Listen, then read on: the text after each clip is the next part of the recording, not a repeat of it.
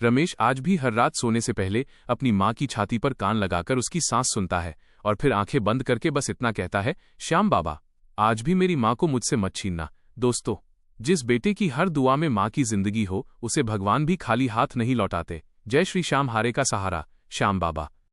भक्त की आस्था और श्याम बाबा का चमत्कार। राजस्थान के सीकर जिले के पास बसे एक छोटे से गांव रामपुरा में एक साधारण सा युवक रहता था। नाम था रमेश।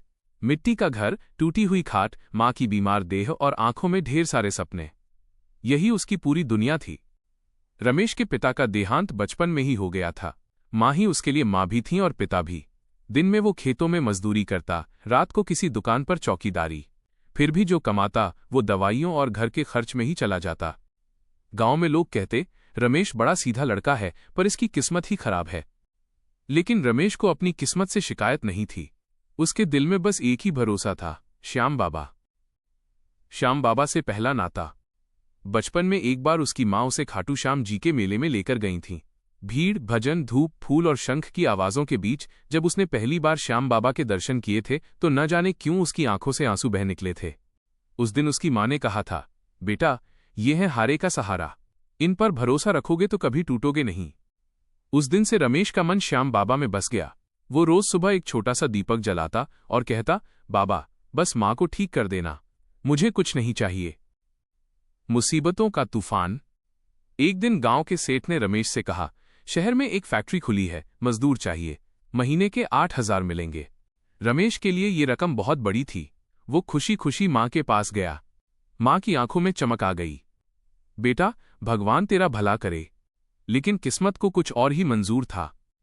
शहर जाकर फैक्ट्री में काम शुरू हुए अभी 2 हफ्ते भी नहीं हुए थे कि एक मशीन से उसका हाथ बुरी तरह कट गया। खून बहता देख लोग घबरा गए। उसे सरकारी अस्पताल ले जाया गया। डॉक्टर ने कहा, हाथ बच तो जाएगा, पर अब भारी काम नहीं कर पाएगा। रमेश की दुनिया अंधेरी हो गई। नौकरी गई, पैसे गए, सपने गए। जब वो घर लौटा तो माँ की हालत और बिगड़ चुकी थी। दवाइयों के पैसे भी नहीं थे। उस रात रमेश पहली बार जोर जोर से रोया। वो खाट के पास बैठकर बोला, बाबा, मैंने तुझसे कभी कुछ नहीं मांगा। आज माँ की सांसें उखड़ रही हैं। अगर तू है तो कुछ कर दे। टूटी उम्मीद, पर नहीं टूटी आस्था। अगले दिन गांव के महाजन ने आकर दरवाजा खटखटाया। रमेश, तेरी माँ के इलाज के लिए जो पैसे उधार दिए थे वो वापस चाहिए। रमेश के पास देने को कुछ नहीं था। महाजन बोला, 3 दिन में पैसे नहीं दिए तो घर गिरवी रखना पड़ेगा। महाजन के जाते ही रमेश जमीन पर बैठ गया। आंखों से आंसू बह रहे थे। वो उठा, दिए के पास गया और बोला, बाबा, अगर मेरा घर भी चला जाए तो चलेगा, पर मेरी माँ को बचा ले। उसी रात उसने फैसला किया, खाटू श्याम जी पैदल जाएगा। पैदल यात्रा और टूटता शरीर। रमेश ने माँ के पैर छुए और बोला, माँ, बाबा से मिलकर लौटूंगा, तू ठीक हो जाएगी। माँ की आंखों में आंसू थे। बेटा, रास्ता बहुत लंबा है। रमेश मुस्कराया, बाबा बुला रहे हैं माँ। पैदल चलते चलते उसके पैरों में छाले पड़ गए। रात को सड़क किनारे मंदिर की सीढ़ियों पर सो जाता। कभी किसी ने रोटी दे दी, कभी पानी। हर कदम पर बस एक ही नाम, जय श्री श्याम। तीसरे दिन जब वो खाटू पहुंचा तो बदन टूट चुका था। आंखों में नींद नहीं थी, पैरों में जान नहीं थी। दरबार में टूटा हुआ भक्त।